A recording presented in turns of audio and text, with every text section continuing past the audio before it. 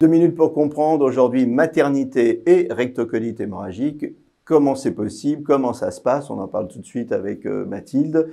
Vous souffrez de rectocolite hémorragique et vous avez eu 2 enfants. Oui, exactement.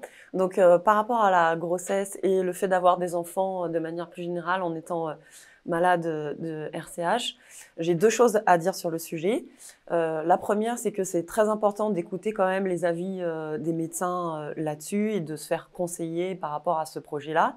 Donc moi, ce qui se passait, c'est que j'avais des crises en continu qui étaient vraiment chroniques et ça se calmait jamais malgré les traitements. Il y avait que la cortisone qui pouvait un peu me soulager, mais donc du coup, c'était pas du tout recommandé de tomber enceinte dans ce cas précis-là. Et en plus, j'ai pris des traitements qui étaient très lourds à l'époque parce qu'ils étaient très récents et donc plus ils sont récents, moins on a de recul nécessaire sur les grossesses. Donc, il fallait que je les arrête. Donc voilà. Et la deuxième chose, c'est de garder son discernement et aussi ce qui nous tient à cœur dans la vie, donc de se faire confiance. Et ce qui a été du coup plus mon cas, puisque j'étais dans une situation un peu d'impasse par rapport à la maladie. Et en fait, la grossesse, le projet d'enfant, c'était vraiment un projet qui me tenait à cœur depuis que j'étais vraiment petite. J'avais très envie de devenir mère.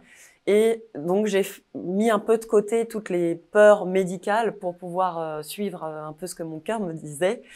Et du coup, je suis tombée enceinte du coup 2 fois sans traitement et plus ou moins en crise.